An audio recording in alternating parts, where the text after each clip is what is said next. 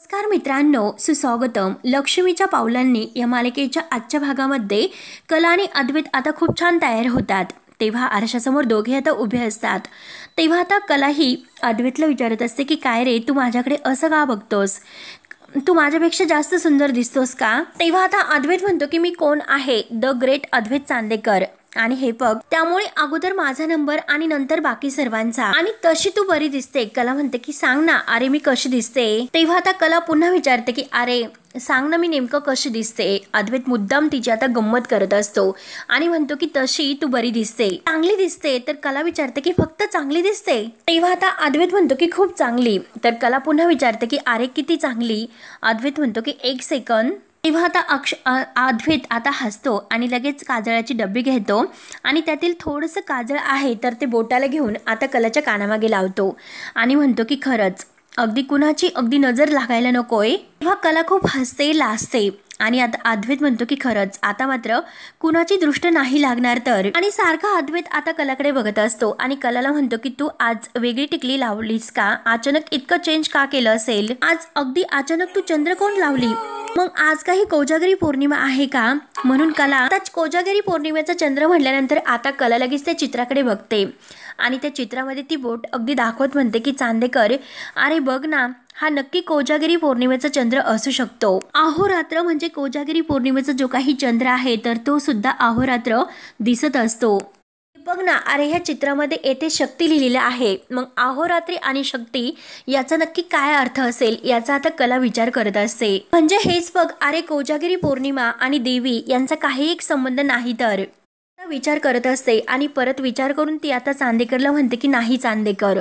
तेव्हा अद्वैत म्हणतो की हे बघ, आता इतक्या घाईमध्ये मात्र विचार करून काही उपयोग नाही. एक काम कर, आपण नंतर विचार करूयात. खाली सगळेजण आपली वाट बघत आहेत, चल आता खाली जाऊयात. तेव्हा कला म्हणते की ठीक आहे, चल जाऊयात. तेव्हा कला आणि अद्वैत खाली येतात. अद्वैत आता कला खाली आल्यानंतर खाली सर्व तयारी झालेली असते. खाली मात्र आता आबा हे सोमला काहीतरी खाली एकत्र अंतरायला सांगतात आणि सगळ्यांना आवाज देऊन विचारतात की आवरलं का तुमचं? तेव्हा आता सगळेजण अगदी बाहेर आलेले असतात. अद्वैत आणि कलाला बघून आबा सुद्धा खूप खुश होतात आणि अगदी आबा खुश होत म्हणतात की या या या कला अद्वैत या या या. आणि तेवढ्यात आता रोहिणी धावतच येते.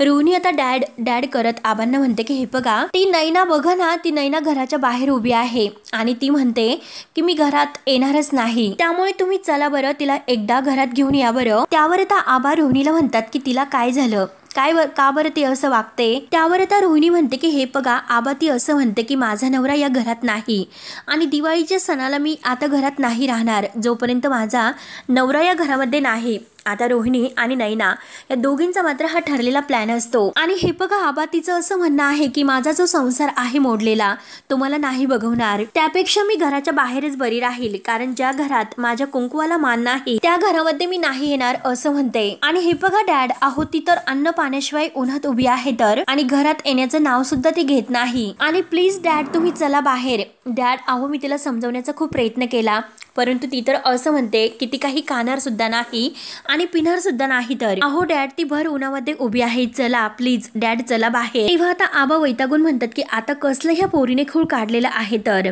तेव्हा आता रोहिणी म्हणते की नाही डॅड चला बरं तुम्ही. तेव्हा आता आबांच्या हाताला धरून रोहिणी बाहेर घेऊन येते. आता आबांबरोबर सगळेजण बाहेर येतात.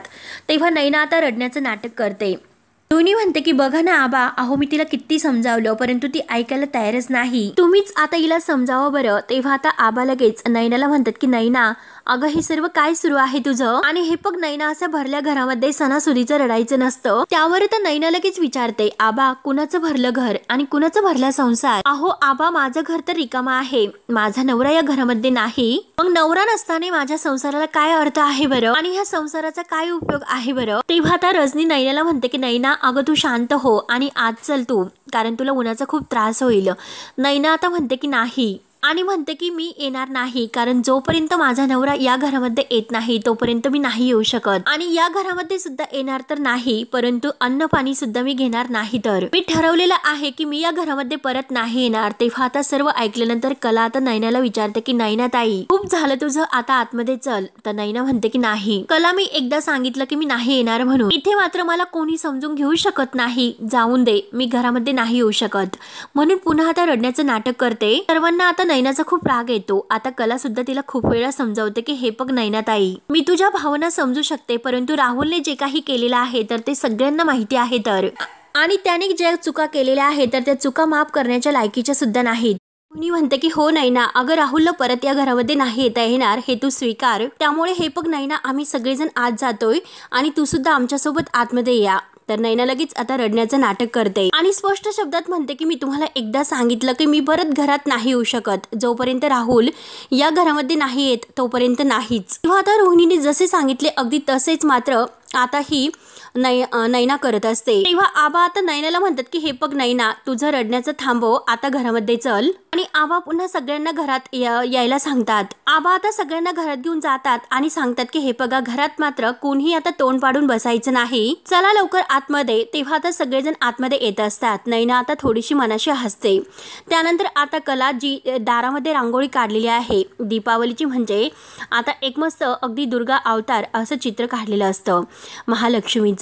कला आता त्याकडे पाहत असते. तेव्हा आता कला रजनी मॅडमला विचारते की ही रांगोळी कोणी काढली. तेव्हा आता रजनी म्हणते की अगं मी काढली, आणि हे बघ ना कला, मला अगदी तुझ्यासारखी नाही जमली, परंतु मला असं वाटलं की देवीची रांगोळी काढावी. सणाची सुरुवात आहे त्यामुळे कुठलंही संकट यायला नकोय, त्यामुळे सशस्त्र अगदी हातात असणारी देवी मी काढलेली आहे. तेव्हा आता कला त्या चित्रातील देवीचा म्हणजे आता विचार करते आणि त्यामध्ये चित्रात सेम टू सेम अशीच अगदी देवी होती आणि हातामध्ये शस्त्र घेतल्याने शक्ती असणारी, आणि त्या चित्रामध्ये सुद्धा शक्ती असं लिहिलेलं आहे. तर मग शक्ती तर हे देवीलाच म्हटलं जातं, म्हणजे हे जे काही आहे ते सर्व देवीच्या संदर्भातील आहे. तर आता पूर्णपणे अर्थ उलगडतो. कला थोडासा विचार करते, परंतु आता अगदी त्या सत्यापर्यंत ती जाऊन पोहोचते. त्यानंतर सर्वजण आतमध्ये येतात. तेव्हा आता सर्वांना फराळ बनवायचं असतं. आता जे काही करंजा आहे तर त्या करंजा बनवायला घेतात.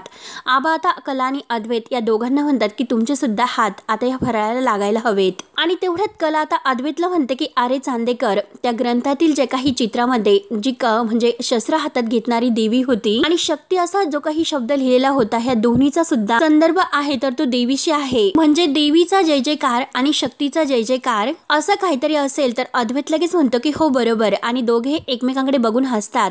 आबा लगेच आता अद्वैत आणि कला या दोघांना म्हणतात, अरे तुम्ही दोघे जण गप्पा का मारतात, अरे तुमच्या दोघांचे सुद्धा हात या करंजाला लागून द्या. तेव्हा मात्र आता लगेच कला म्हणते की हो आजोबा, आणि सगळेजण आता करंजा करायला बसतात. रोहिणी मात्र मस्त दिमाखात सोप्यावर बसते. त्यावर आता आबा सगळ्यांना म्हणतात की हे बघा, तुम्ही म्हणता की एवढा फराळ केला, परत ह्या करंजा कशासाठी करायच्यात. आणि हे बघा, अद्वैत आणि कला दिवाळीच्या आदल्या दिवशी आणि दिवाळीच्या पहिल्या दिवशी ताजा फराळ करण्याची पद्धत आहे. तर चिवडा, शंकरपाळ्या हे सगळं सुद्धा आपल्याला करायचे आहे आणि काही गोष्टी आपल्या तयार सुद्धा झालेल्या आहेत. तर तेव्हा मात्र आता कला ही करंजा लाटते आणि अद्वैत त्यात सारण भरत असतो. तर सोहमला खूप हसू येते.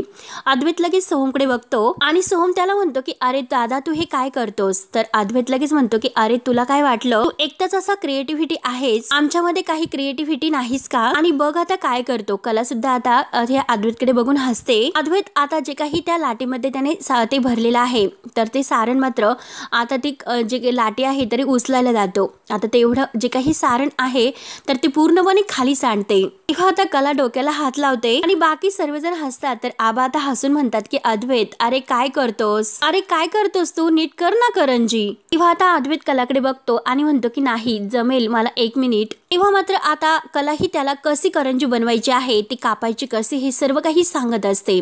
सर्वजण आता कला आणि अद्वैत या दोघांकडे बघून हसत असतात. सरोजला सुद्धा खूप छान हसायला येतं आणि रजनी आबा यांना सुद्धा. तेवढ्यात सोहम लगेच म्हणतो की 1 मिनिट, अरे असंच एकदम थांबा, तुम्ही अगदी क्यूट वाटतात, मी तुमचा फोटो काढतो. तेव्हा कला आणि अद्वैत लाजतात.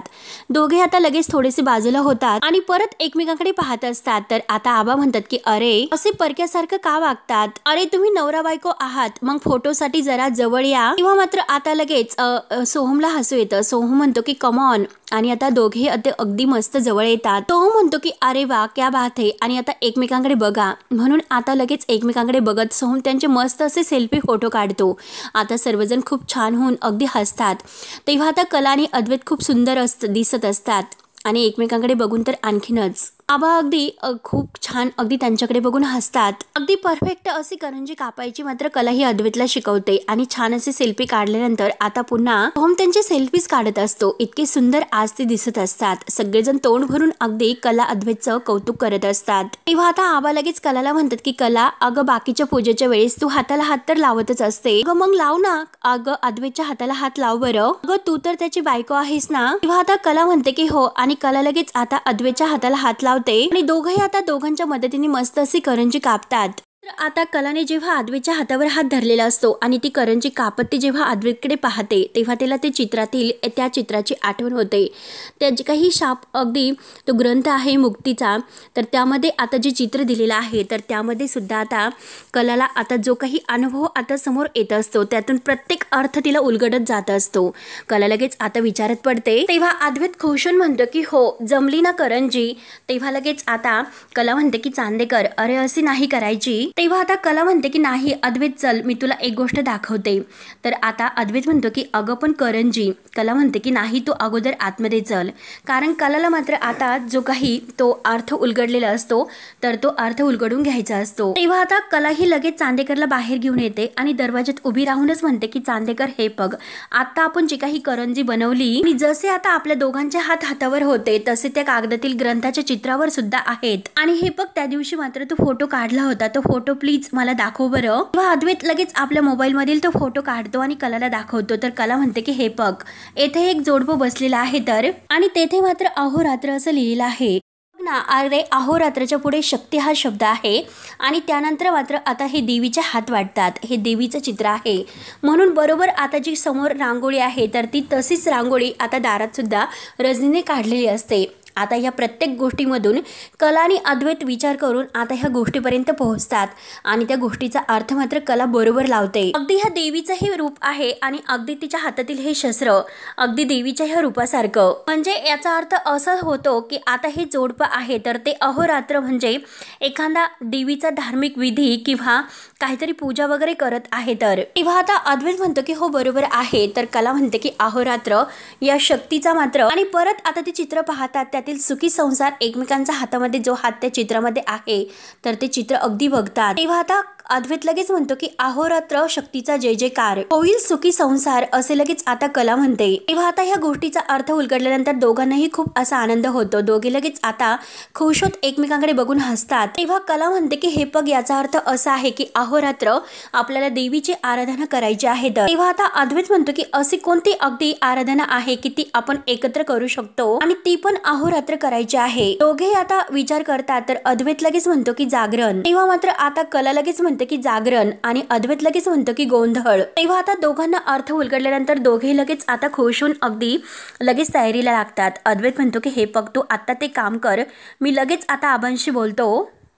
आता धावतच आतमध्ये येतात. तर आबा रोहिणीला म्हणत असतात की रोहिणी, अगं तू कुठे बसली, अगं ये ना, 2 करंजा तयार कर. तेव्हा आता रोहिणीला करंजा आबा कर म्हटल्यानंतर रजनी आणि सरोजला खूप हसू येते. तेव्हा आता रोहिणीला कसं बस आता ती करंजाला बसते, परंतु आता रोहिणीला करंजावर बसल्यानंतर मात्र नैनाचा फोन सारखा रोहिणीला येत असतो.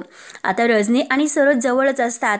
रोहिणी रागाने मात्र आता ह्या नैनाचा फोन कट करत असते. तेव्हा मात्र आता रोहिणी फोन कट करत असताना मात्र आबा विचारतात की काय ग रोहिणी, अगं कोणाचा फोन आहे.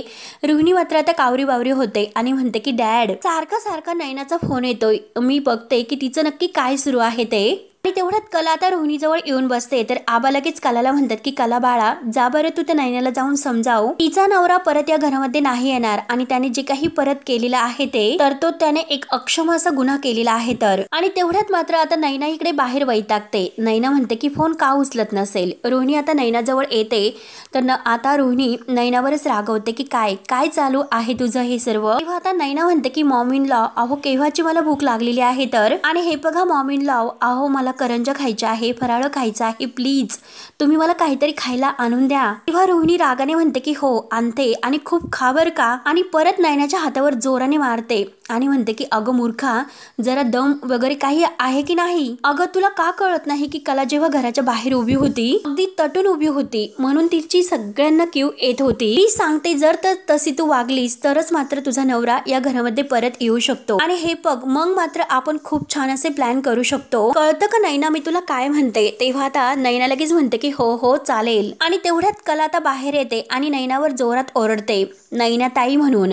आता कलाला बघून रोहिणी आणि नैना या दोघींची तर चांगलीच जिरते. आता रोहिणी लगेच नाटक करायला सुरुवात करते आणि म्हणते की बरं झालं कला, अगं तू आलीस. अगं बघ नाही नैना, ती तर हिचा हट्ट सोडतच नाही. तेव्हा आता कला म्हणते की हे बघ नैना ताई, राहुल तुझा नवरा आहे म्हणून तू असं वागते हे मी समजू शकते, परंतु एक गोष्ट मात्र लक्षात घे, राहुलने घरातील सर्वांना फसवलेलं आहे. तर चांदेकरचं जेलमध्ये जाणं आणि आपला बिझनेस हा डबघाईला येणं आणि घरातील प्रत्येकाची मानसिक फडफड होणं, या प्रत्येकाला अगदी राहुलच जबाबदार आहे. जे काही केलं तर ती प्रत्येक गोष्ट राहुलने त्रास देण्यासाठीच केलेली आहे. आणि हे बघ ताई, मला सुद्धा हे कळतं की तुझं त्याच्यावर प्रेम आहे, हे मान्य करते मी, परंतु राहुलने जे अपराध केलेले आहे ते अगदी अक्षम आहे. त्याला क्षमा करण्याजोगे सुद्धा त्याने अपराध केलेले नाही. आणि हे बघ आता मात्र त्याचा आता या घरामध्ये काही संबंध नाही. आजोबांनी एकदा सांगितलं राहुलला आता घरामध्ये घेणार नाही, त्यामुळे आजोबांचा जो निर्णय झाला तो झालेला आहे. आता कलाचे बोलणे ऐकून नैना लगेच रागाने म्हणते की झाले का तुझे बोलून, तुझं लेक्चर देऊन झालं का. आणि हे बघ कला, दरवेळेस मात्र तू बरोबर असू शकत नाही. तेव्हा आता कला रागाने म्हणते की हे बघ नैना, तू आत्ता चुकते आणि हे जर असंच असेल तर तुला सुद्धा घरात येण्याचा कोणीही आग्रह नाही करू शकत. तेव्हा आता रोहिणीला सुद्धा कलाचा राग येतो. रोहिणी रागानेच कलाकडे पाहत असते. तर कला म्हणते की ठीक आहे, बघ तू कर तुझ्या मनासारखं, असे बोलून कला आता रागाने आतमध्ये निघून जाते आणि रोहिणी सुद्धा आता अगदी कलाच्या मागे निघून जाते. आता नैनाचा तर आणखीन पोपट बनतो आणि आता नैना विचार करते, या घरात जर अशीच मी बाहेर उभी राहिले तरी सुद्धा मला कोणीही किंमत नाही देणार, त्यामुळे खरं तर मी माहेरी निघून जायला हवं. तेथे तर मला चांगलं खायला सुद्धा मिळेल आणि मला घरी आणण्यासाठी मात्र चांदेकर पुन्हा प्रयत्न करतच राहतील. त्यानंतर आता अद्वैत हा आबांना सांगतो की जागरण गोंधळ. तर अद्वैत आता असं म्हटल्यानंतर आबा तर ते ऐकून खूप खुश होतात आणि जागरण गोंधळ खूपच भारी असं अद्वैतला म्हणतात. आणि आता आबा म्हणतात की चला तर आता तुम्हाला दोघांना सुद्धा जागरण गोंधळाचं खूप भारी सुचलेलं आहे, तर आपण मात्र जागरण गोंधळ करायचा. तेव्हा आता कला म्हणते की हो आजोबा चालेल. हे फराळाचं उरकल्यानंतर मी लगेच आता अगदी गोंधळाची तयारी करायला घेते. आता रोहिणीला खूप आता राग येत असतो. आता तिचं कशातही मन लागत नाही. अगदी जळफाट होऊन ती पाहत असते. तेवढ्यात आबा आता रजनीला आवाज देतात आणि त्यांच्याकडे बोलावतात. तेव्हा आता रजनी येते. तर आबा म्हणतात की अगं प्रत्येक वर्षी गोंधळाच्या वेळेस मात्र देवीला आवाहन करण्यासाठी आपण ओटी भरायला जातो की नाही, तसंच यावर्षी सुद्धा आपण देवीची ओटी भरायला जाऊया. तू ओटीची सर्व तयारी कर, आपण सगळ्यांनी मिळून आता ओटी भरायला जायचं आहे, लगेच तयारीला घे. तेव्हा आता कलाही अद्वैतला म्हणते की चांदेकर अरे चल आपण सुद्धा आवरून घेऊयात, कारण आपल्याला देवळात जायचं आहे. तर लगेच आता आबा म्हणतात नको, तुम्ही दोघे आता इथेच घरामध्ये थांबा आणि ज्याच्यासाठी हा जागरण गोंधळ असतो त्यांच्या घरच्यांनी मात्र देवी पुढे आता त्यांच्यासाठी आवाहन करायचं असतं, त्यामुळे तुम्ही दोघं मात्र इथेच थांबा. आणि हे बघ कला, यावर्षी मात्र गोंधळासाठी तू एक नवीन साडी घे. अगं तू तर या घरची सून आहे आणि मागच्या गोंधळाला सुद्धा अगं तू या घरामध्ये साडी तर घेतलीच नाही. आता देवीचा गोंधळ घालायचा आणि घरची लक्ष्मी म्हणजे जुन्या कपड्यामध्ये आहे, तर ते मात्र बरं दिसत नाही अगं कला. आणि आता आबा हे अद्वैतला म्हणतात की तो नेहमीचा साडीवाला आहे, तर त्याला फोन करून तू घरीच बोलावून घे. तेव्हा आता आबा असे म्हटल्यानंतर अद्वैत लगेच हो असं म्हणतो. तर आता आबा हे कलाला म्हणतात की तू आता नवीन साडी घेऊन टाक. सगळेजण अगदी खुश असतात. सर्व सुद्धा आता खुश होऊन हसत असते. त्यानंतर आता कलाही आवरायला घेते. तर आता इकडे रोहिणीला मात्र जो काही वकील भेटायला येणार असतो तो रोहिणीला मेसेज करतो. रोहिणीच्या मोबाईलवर आता मेसेज वाचतो. रोहिणी पाहते तर वकील साहेबांचा मेसेज. रोहिणी आता तो मेसेज वाचते की वकील साहेबांनी असा मेसेज केलेला असतो की मी तुमच्या घराच्या गेटच्या बाहेर आलेला आहोत, बाहेर या आणि पेपर्स घेऊन जा मॅडम. तेव्हा मात्र आता रोहिणी म्हणते की अरे देवा, आता मात्र निघत असताना हा वकील कसा आला असेल आणि जर ह्या प्रॉपर्टीचे पेपर्स माझ्या हातामध्ये जर कोणी बघितले तर मात्र माझी वाट लागेल. आता मात्र रोहिणी या टेन्शन मध्ये घाईने बाहेर निघून येते आणि त्या माणसाला म्हणते की तू पेपर्स आणले का. तो वकील लगेच आता रोहिणीला पेपर्स काढून देत असतो. आपल्या बॅग मध्ये काढत असताना सुद्धा रोहिणीला काही अगदी कोणी बघेल की काही याची भीती वाटत असते. ती वकिलाला घाई करते की अहो द्या लवकर. ते पेपर्स हातामध्ये घेतल्यानंतर रोहिणी वकिलांना विचारते की सगळं बरोबर आहे ना. तेव्हा आता तो वकील म्हणतो की हो सगळं काही बरोबर आहे. तेव्हा आता रोहिणी म्हणते की हे बघा यावेळेस मात्र कोणतीही गडबड मला नकोय. तेव्हा तो वकील सांगतो की हे बघा मी माझं काम चोख केलेलं आहे त्यामुळे काळजी करू नका. तर रोहिणी लगेच त्यांना अगदी जायला सांगते. घाईने मात्र आता रोहिणी ते जे काही पेपर्स आहेत ते आतमध्ये घेऊन साडीच्या मागे लपवत येत असते. पदराड लपवताना मात्र रोहिणीच्या हातून मात्र मेन जो काही आता ते पेपर्स आहेत त्यातील एक कागद खाली पडतो. आतमध्ये कला आणि रजनी मात्र ओटीची पूर्ण तयारी करायला घेतात. साडी वगैरे जे काही ओटी भरण्याचं सामान आहे, फुलं वगैरे. तेवढ्याच रोहिणी आत येते. या दोघींकडे बघत आता ती साडीच्या पदराड मात्र ते पेपर्स लपवत असते. आणि आता आतमध्ये जात असताना कला लगेच रोहिणीला आवाज देते. रोहिणी तर आणखीन घाबरते. रोहिणी कलाकडे पाहत असते आणि कला, सरोज, रजनी ह्या सगळ्या रोहिणीकडे पाहत असतात. तर शेवटी मित्रांनो हा भाग येथे संपतो. पुढील भागामध्ये आता मात्र साडेवाला आहे तर तो घरी आलेला असतो आणि आता लगेच साडी कला ही अगदी चॉईस करत असते आणि त्या दुकानदारांना म्हणते की मी पदर लावून बघते. तर अद्वैत लगेच म्हणतो की तू कशाला, मी आहे ना. अद्वैत आता कलाच्या अंगावरती साडी टाकतो आणि दोघे आता त्या साडीमध्ये एकत्र येतात आणि एकमेकांकडे बघत असतात. तेव्हा आता कलाचा तोल जातो तर अद्वैत लगेच तिला धरतो आणि तिच्याकडे रोमांटिक होत बघत असतो. दोघे आता खूप असे रोमांटिक होतात. त्यानंतर आता अगदी तो साडीवाला जात असतो तर कला ही बाहेर येते. तेव्हा मात्र आता बाहेर आल्यानंतर ती आता त्या दुकानदाराचे पैसे देत असते आणि आता दुकानदारांना म्हणते की तुमचे पैसे राहिले. तेव्हा दुकानदार पैसे घेतो आणि जायला निघतो. आणि तेवढ्यात आता कलाच्या पायाशी जो काही रोहिणीच्या हातून तो प्रॉपर्टीचा पेपर्स पडलेला आहे तर तो वाऱ्याने उडून येतो. कला तो पेपर्स उचलते आणि तो पेपर्स वाचून कलाला खूप मोठा एक धक्का बसतो. तेव्हा मात्र मित्रांनो आता काय होईल हे बघण्यासाठी आपल्या चॅनलला नक्की तुम्ही सबस्क्राईब करत राहा. धन्यवाद.